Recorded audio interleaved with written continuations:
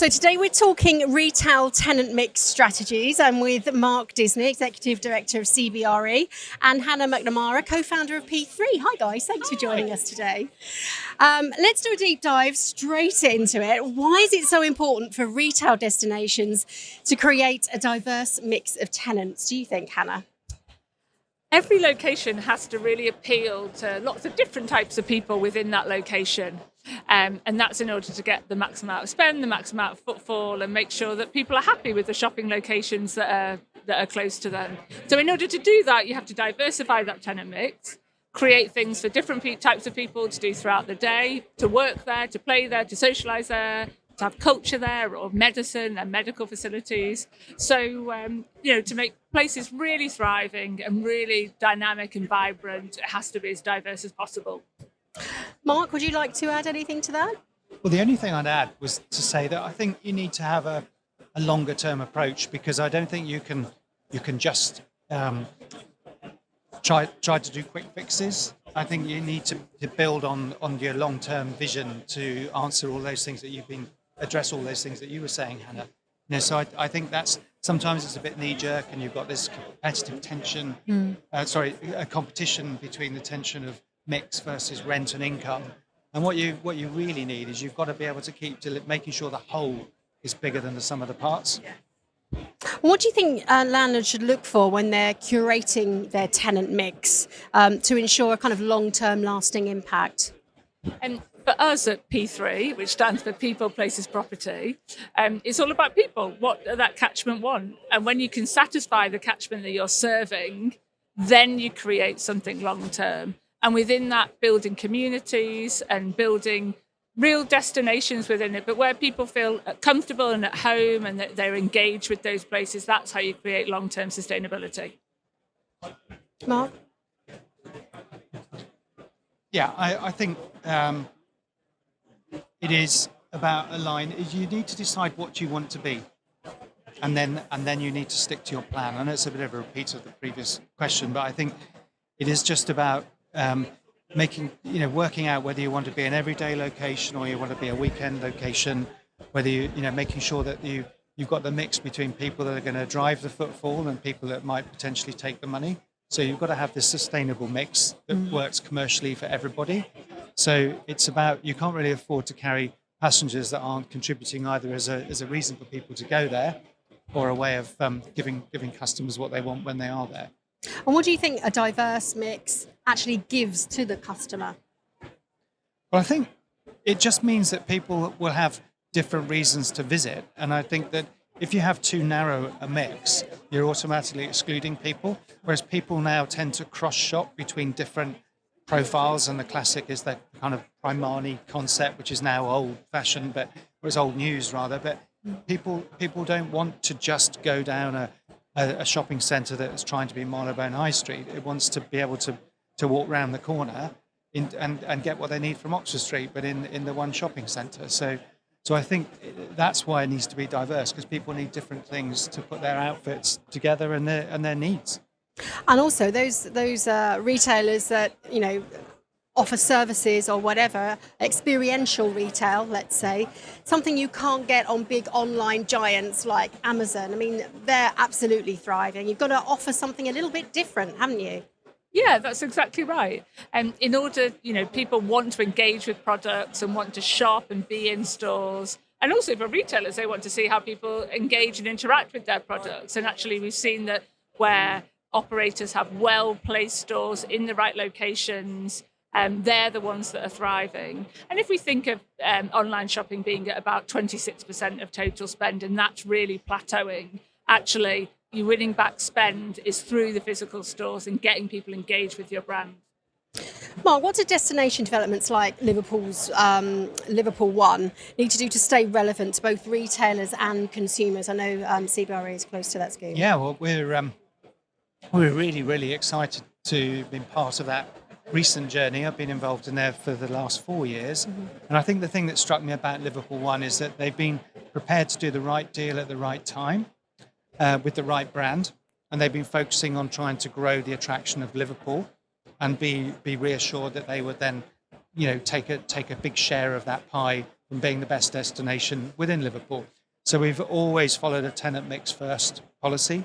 There have been, and as a result of creating that platform, you get the competitive tension that allows the rental growth, and we've always mopped up the empty voids. We've done lettings. We've not sat on sort of indecision, and we've really been very clear about getting the best. So we've always tried to get new great brands. So it's flagships on Paradise Street like Boss this year, where there was competitive bidding from another international brand. And so you've just got a great platform for growth, really.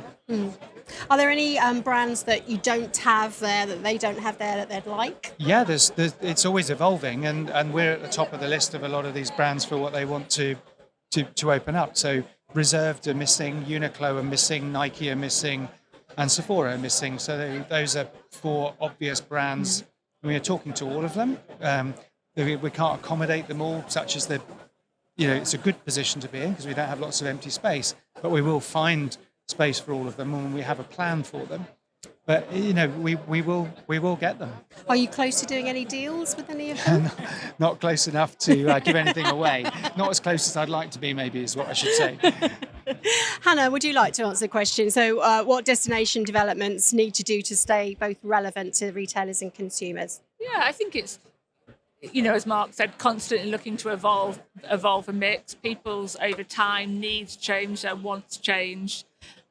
And you could do that through maybe a way of having longer term tenants plus a sort of shorter term pop-up, so you can get evolving tenants and a different tenant on a different lease strategy, just to keep that tenant mix fresh and moving. And we see, unfortunately, lots of tenants going into administration as we go on, and that's because they haven't kept their own offer fresh. So as a landlord, you always need to keep on top of what the tenants that you're housing are doing for their customers.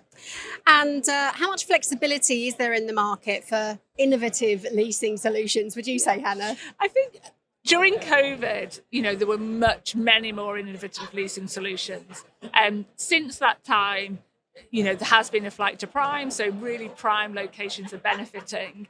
And because of that demand, there are less innovative leasing solutions from a landlord point of view, because, they can obviously get a certain level of rent. So it's more on maybe secondary streets or locations which have a sort of higher vacancy rate, that then you can create some innovation. But there probably needs to be more in order to get these small embryonic brands away from Instagram and away from the internet into physical stores, and to create something that's more dynamic and ever-changing. Yeah, absolutely. Mark, would you like to add to that? Yeah, I think one of the things, when you don't have many empty shops, it's important that when you do have them, to make the most of them. And in Liverpool, one as an example, we had Arn, which is an online retailer. We've had On running, taking pop-ups. So they need to be really purposeful pop-ups. And we have had thousands and thousands of people in the queue for those when they've opened, and they've really driven awareness and brought customers into Liverpool One, and then they're gone,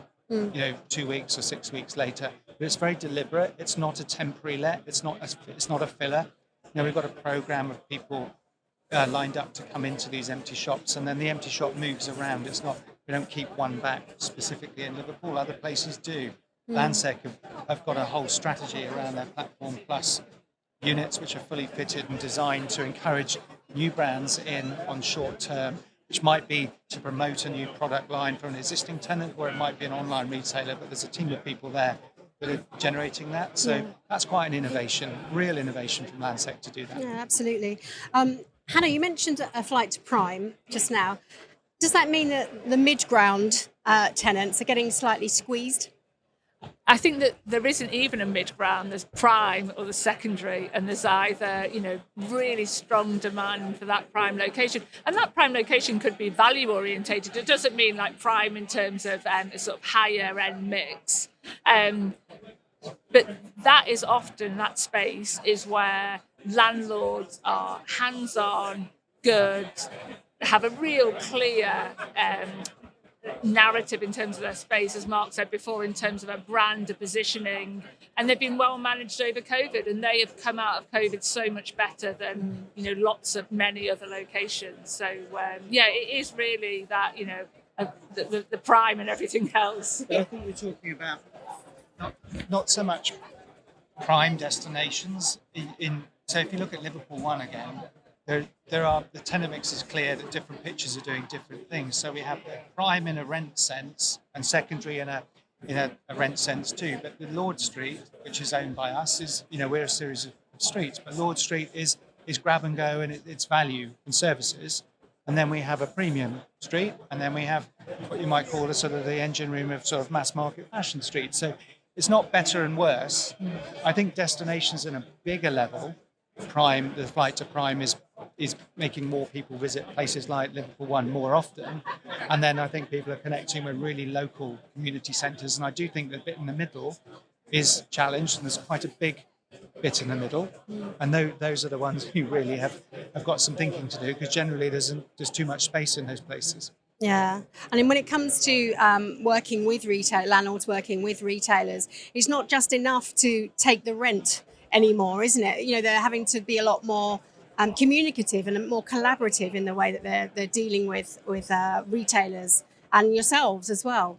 Yeah, I think that it really is a partnership now between landlords and retailers. Both of them want the same thing. They both want lots of people there spending lots of money.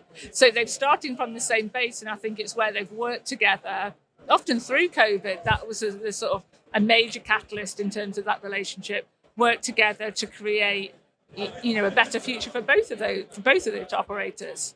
Have you seen that more collaborative working, Mark? Yeah, I think the attitudes have changed from a more confrontational historic basis, and I think there is more collaboration. I think there's more understanding and more willingness to listen on the part of the landlords. And I think that as leases have become shorter, then that's meant that the impact of doing deals is perhaps there's less of an old rent review driver.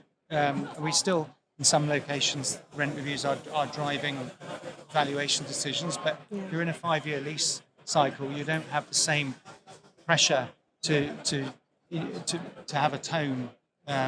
So tones do appear, and valuers want them, and landlords like them. But actually, there is more of a collaboration around getting the right tenant, and then everybody wins in the end. How important are international, non-UK based retailers likely to be going forwards? And what names or sectors should we be looking out for in the future? International brands have formed the sort of bedrock of the UK retail industry. They've been a really important part. And if you think of like Zara, like an absolute high street favourite, coming from continental Europe. So that will continue to be the case. I think that it probably is less so at this point in the market. There's probably fewer international retailers than at other points that have been looking, but still, really strong Nike, Sephora, lots of brands looking, but it's that together with cultivating our own UK talent base that I think then will create a really fantastic type of tenant mix going forward. And is there anyone we should be looking out for in terms of names of brands that aren't here yet, that are looking to get a foothold in the UK? There's sorts of interesting American concepts that are the sort of next version of a department store. So neighbourhood goods, show fields that curate really interesting types of retail. And I think that would be interesting to come over to the UK in terms of the next generation of what a department store might be. And how would that next generation department store, what would it look like? I think that it would be a similar concession type model in terms of a mix of different retail brands within a location. But that combined with creating a real sense of community, and it's where brands have created, like Gymshark on Regent Street, where they have a running club, and you create a sense of community within that location that brings people back continuously.